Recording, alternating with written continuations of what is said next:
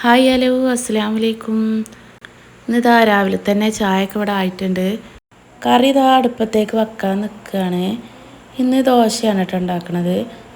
ഇന്ന് എനിക്ക് ലാബ് വരെ ഒന്ന് പോകാനുണ്ട്. ഷുഗറും കൊളസ്ട്രോളൊക്കെ ഒന്ന് നോക്കണം വെറും വയറ്റിൽ. രാവിലെ ഞാൻ അജുവിനെ ഒരു 7:30 ആകുമ്പോഴാണ് മദ്രസക്ക് കൊണ്ടാക്കൽ. ഓനെ കൊണ്ടാക്കി പിന്നെ നേരെ അങ്ങനെ പോയിക്കാണ് കേട്ടോ. ഐശുട്ടിനെ ഗർഭിണിയായപ്പോഴാണ് എനിക്ക് ഷുഗർ ഉണ്ടായിരുന്നത്. പിന്നെ ഇതുവരെ നോക്കിയിട്ടില്ല. ബ്ലഡൊക്കെ കൊടുത്ത് പിന്നെ ഞാൻ വീട്ടിൽ പോന്നു.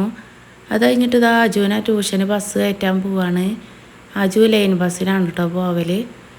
ഓനെ ബസ്സൊക്കെ കയറ്റി വന്നിട്ട് ഞാൻ ബീഫ് ഉണ്ടായിരുന്നു, അത് കഴുകി വൃത്തിയാക്കുകയാണ്. രാവിലെ ലാബിക്ക് പോയപ്പോൾ വാങ്ങിയതാണ് കേട്ടോ ബീഫ്. ഇന്ന് ബീഫും കൂർക്കലും കൂട്ടിയിട്ടാണ് കേട്ടോ വെക്കണത്. കൂർക്കൽ ഞാൻ വണ്ടിക്കാർ വന്നിരുന്നു ഇതിൽ ഓലടുത്തുനിന്ന് വാങ്ങിയതാണ്. വലിയ കൂർക്കലാണ്, അതുകൊണ്ട് നന്നാക്കാൻ സുഖമുണ്ടായിരുന്നു.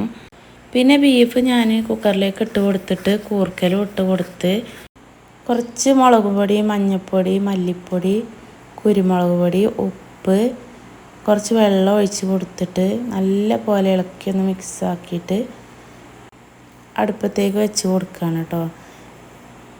ഈ ബീഫും കൂർക്കലും വെന്ത് കഴിഞ്ഞിട്ടാണ് ഞാനിതിലേക്ക് ഉള്ളി, വെളുത്തുള്ളി, ഇഞ്ചി ഇതൊക്കെ ഇടുന്നത്. അത് അടുപ്പത്ത് വെച്ചിട്ട് ഞാൻ പിന്നെ ചോറിനുള്ള വെള്ളം വെക്കുകയാണ്. ചോറ് ഞാൻ എന്നും വൈകിയാണ് വെക്കൽ. റേഷൻ കടയിലത്തെ അരിയാണ്, വൈകുന്നേരം ആകുമ്പോഴേക്ക് കേടരുമെന്ന് കരുതിയിട്ട് ഉച്ചക്കാണ് വെക്കൽ. ഇതിൻ്റെ ഇടയിൽ വെള്ളമൊക്കെ തിളച്ച് ഞാൻ അരിയൊക്കെ ഇട്ട് കൊടുത്തിട്ടുണ്ട്. ഇത് ഒരൊറ്റ തിള തിളച്ചിട്ട് റൈസ് കുക്കർക്ക് ഇറക്കി വെക്കലാണ്. ഒരു 15 മിനിറ്റ് ആകുമ്പോഴേക്ക് പാകത്തെ വേവിൽ ചോറ് കിട്ടിക്കോളും.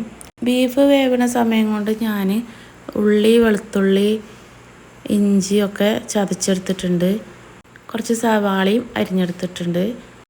ബീഫ് ഒരു 7 വിസിലൊക്കെ ഞാൻ വേവിച്ചിട്ടുണ്ടാവും. നല്ലപോലെ വെന്ത് കിട്ടിയിട്ടുണ്ട്. പിന്നെ ഒരു ചട്ടി അടുപ്പത്തേക്ക് വെച്ചിട്ട് കുറച്ച് വെളിച്ചെണ്ണ ഒഴിച്ച് കൊടുത്ത് സവാള ഒന്ന് വഴറ്റിയെടുക്കുക. ഇതിലേക്ക് നമ്മൾ ചതച്ച് വെച്ചതും പിന്നെ കുറച്ച് കറിവേപ്പില ഇട്ടിട്ട് നന്നായിട്ട് വഴറ്റിയിട്ട് ഈ ബീഫ് ഇതിലേക്ക് ഇട്ട് കൊടുക്കുക. എന്നിട്ട് ചെറുതായിട്ടൊന്ന് വെള്ളം വറ്റിച്ചെടുക്കുക. ലാസ്റ്റ് ഞാനിതിലേക്ക് കുറച്ച് മല്ലിച്ചപ്പ് അരിഞ്ഞിട്ട് കൊടുത്തിട്ടുണ്ട്.